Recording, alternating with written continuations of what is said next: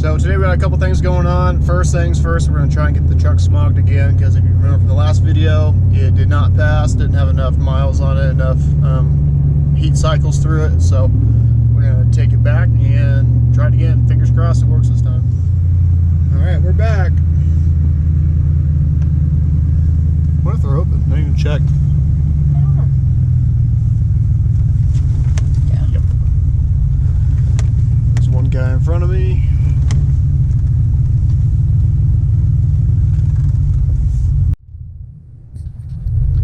Alright. Good news that oh, sorry. good news it passed smog, so we're good to go. He's like looking at you like, what the fuck? This lady behind us poop herself. He's like looking at you like, why the fuck are you recording? Because I'm a vlogger. We are headed back home now. We're all finished up in town. And since that it is a nice day, I think I'm gonna work on the green truck. I'm finally going to pull the harness off of it, so we can, you know, wrap it with the wire loom, make it look all nice and pretty. Now that we know it runs and everything. Still haven't ordered the Y pipe. Next time I get paid, I probably will. Then we can actually drive it for the first time, like around the block.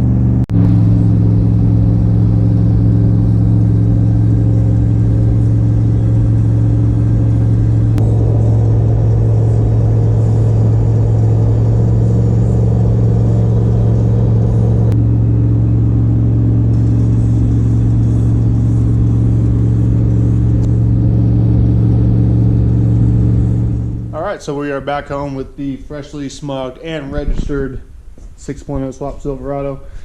Pretty cool in Washoe County in Nevada. You can smog and register there at the smog place where they take care of it for you. You pay your fee there and then it is processed and you're good to go. They mail you the deal.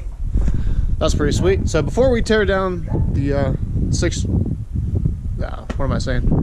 tear down the 5.3 swap, you know, green truck 98. We're gonna let it run for a bit. I let it run a couple times. One time I let it, you can go all at the operating temperature.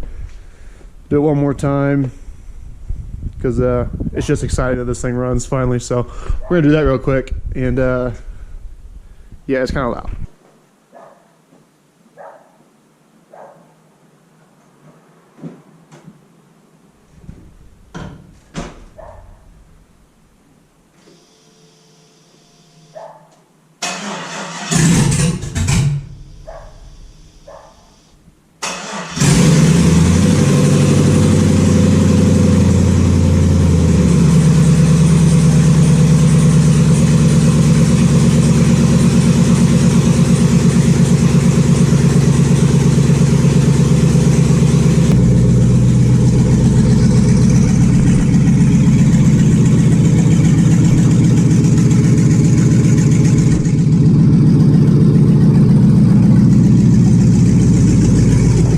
So I don't know if the video does it justice at all, but it is not quiet. It's open manifold still, like I said earlier. I haven't ordered the Y pipe yet.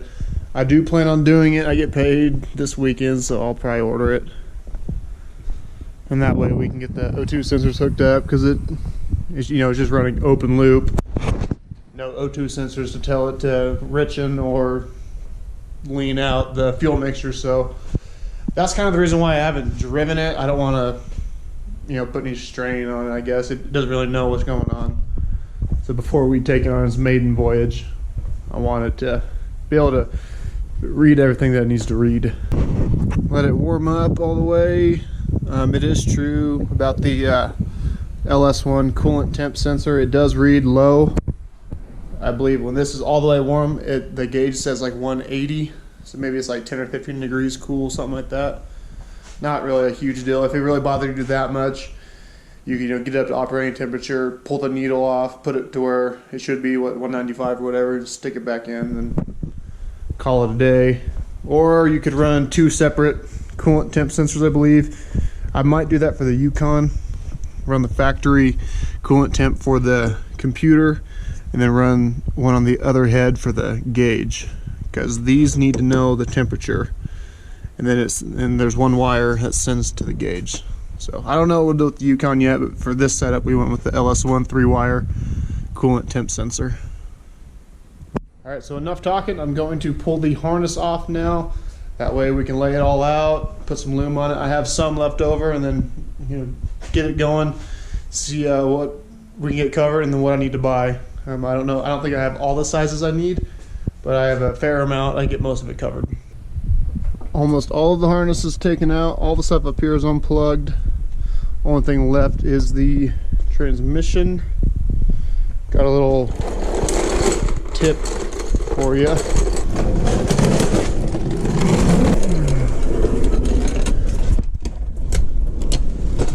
So on the neutral safety switch, that guy, you can see this one kind of has some glue on it. This one wasn't bad, but these come glued factory. The connector has glue on it, so don't just yank them out. That's what I did, and I broke this one. This is a new one, but use heat, like a heat gun of some sort. Get it hot. I mean, don't melt the plastic. If you want to get it warm so it's pliable, it'll pour it out. Okay, that's it. It's all out. It looks all bare again. But next time it goes back in, it's gonna look all clean. So, down here. Come on. So I do get a lot of questions about how I did my harness. So I guess now would be a good time to go through that. So I kept the factory 98 fuse block. Things like starter, fuel pump, all that are still in there. But mostly this is the 5.3 harness. Almost all this is the 5.3 harness. So the wire for the coolant temp is hooked into the okay, let me start over.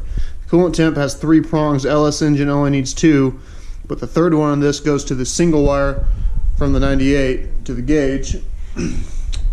This computer does not care about oil pressure, but here is the oil pressure sensor. That is the factory 98 351.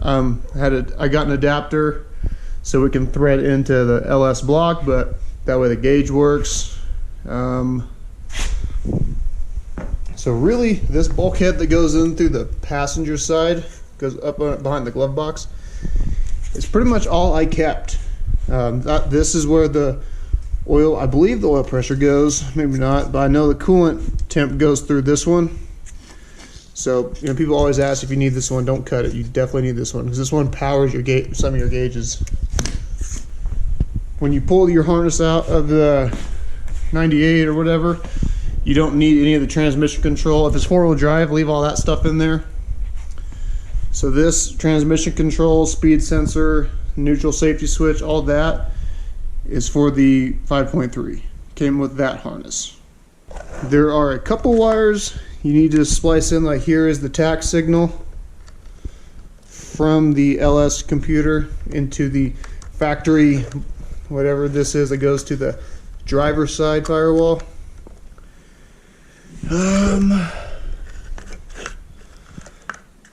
There might have been one more I spliced. Okay, yes, the speed sensor for the LS engine only has 2 inputs on this, I think, but the truck has, maybe I have that backwards, there's only 1 on this. No, so this has 2, the truck has 1, so you splice them together and they feed off the same signal. Here's my standalone relay deal.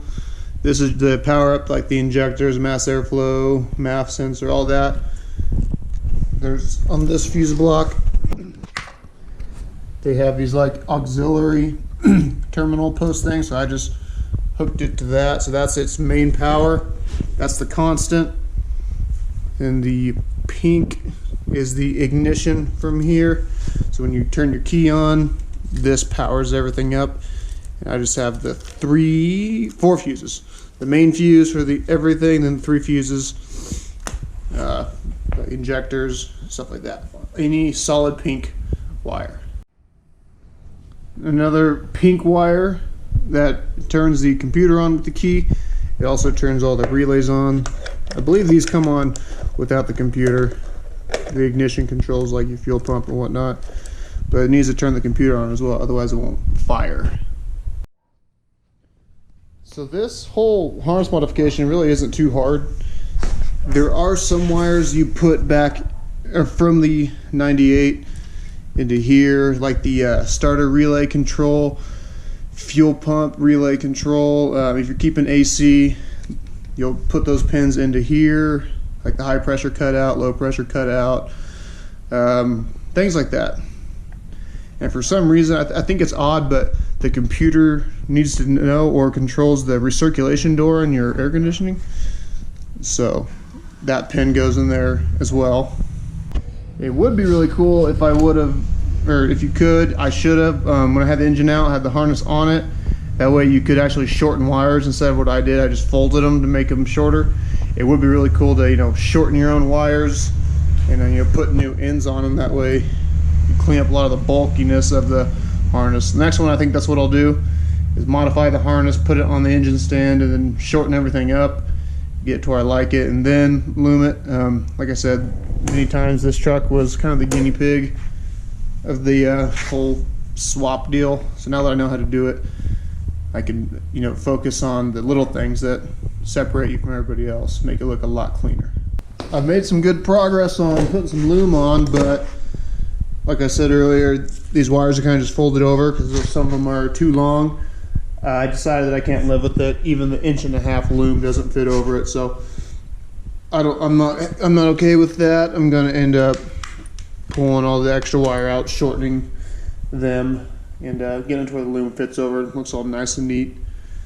Do it right the first time, that way you don't take it off and do it a second time. Alrighty, so I think I got as much done as I can with what loom I got. I was actually able to tighten up the bundle, I guess you would call it, the main deal. I know it is not perfect. Next time, like I said, I plan on doing it on the engine stand so I can make it a lot neater, but all the wires are hidden. Things that go together ran together. So these are both sides of the engine, injectors and coil packs, through the firewall, mass airflow, oxygen sensor, starter signal, I guess, grounds. Yeah, so I'm gonna, you know, I'll probably put it back in the truck. There's a couple things like the O2s. I'll probably get the heat reflective tape where it runs next to the exhaust so it doesn't melt through, but we can put most of this back on. I'm not exactly happy with how this came out, like how these wires are separate from the harness, but I think, you know, I'll dress it up, make it look somewhat presentable.